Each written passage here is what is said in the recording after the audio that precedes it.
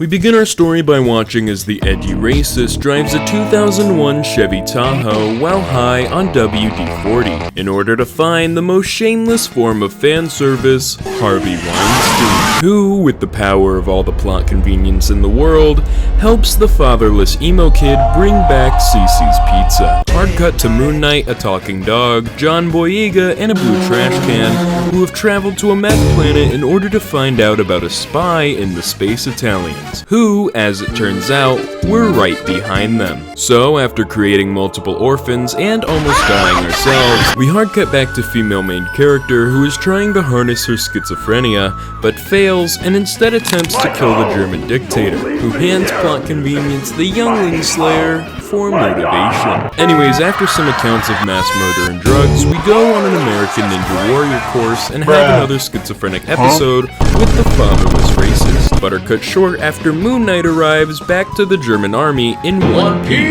So, after killing more innocent sweatshop workers, we find out the way to find Harvey Weinstein is through the Illuminati. So, we decide to take a trip to Saudi Arabia, where apparently we can find a map. Now that we are in control of plot convenience, Moon Knight, John Boyega, a walking carpet, a living basketball, and the British robot, we steal a motorcycle as Mark Hamill, go to a celebration, watch a small cameo, steal another motorized bicycle as the schizophrenic, and go to a festival where we harass some fellow Twitter users to find out where the Illuminati is. That weird hermit keeps ruining my vibe. Fumbling around with his mask on, muttering, "Oh, gee this and oh, gee that. Wish he would just go away."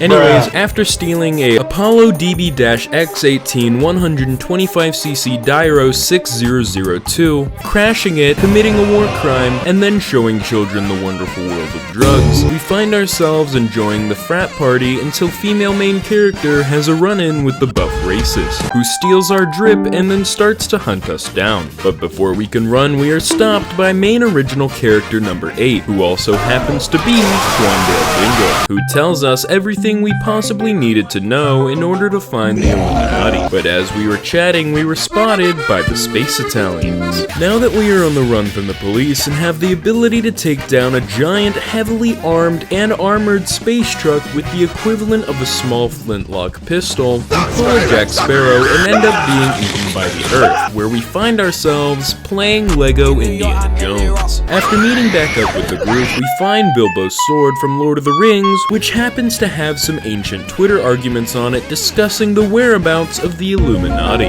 But before we could go out and find it, we are stopped by a mega furry, which female main character decides to heal using plot convenience. So after escaping only to re-enter 30 more times, taking some drugs, and making my life harder than it has to be, we finally go to our ticket out of the Arabian desert. But before we can leave, Indiana's pet dog gets kidnapped and female main character has an overdramatic fight with a racist, which actually ends up deep frying the walking carpet. So now that we're on the run once again, we find ourselves meeting a living cheese wheel and realizing that the walking carpet had Frodo's sword, which means our only option is to take the British robot to a drug dealer and extract all the information from his brain. But before we can do that, we need to go through a stealth mission, fight the cartel, and get caught by new female side character. Anyways, after going through another stealth mission in 2 seconds, we finally get to the drug dealer, who instantly kills the British robot and gets the info that he needed. While this is happening, female main character notices as the buff racist giant ship arrives with none other than the talking dog on board. So after erasing the British robot's memories, we leave to go up to the racist ship to save the walking carpet. Now that we've brutally massacred everyone on board and finally got to use game glitches to our advantage, we realized that Bilbo's dagger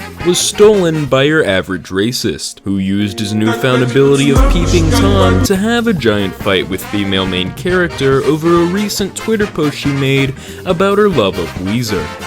and a racially motivated tweet about Weezer. While this fight is happening, however, female main character learns that her parents sold her into slavery and got one shot by Agent 47. Anyways, while Plot Convenience was having a midlife crisis, John Boyega and Oscar the Grouch were busy creating orphans and finding lost dogs. Unfortunately for them, however, they were caught by the Space Italians, but were instantly saved by a spy from TF2. While that was happening, female main character has a run-in with the fatherless emo kid, who tells her that she is Harvey Weinstein's granddaughter. But before we could get more answers to our now number of questions, we are saved by the mystery gang. So after watching Spy die and letting female main character drive, we notice the original Space Meatball, which supposedly has the Illuminati inside. Now that we are in control of Plot Convenience and my sleep paralysis demon,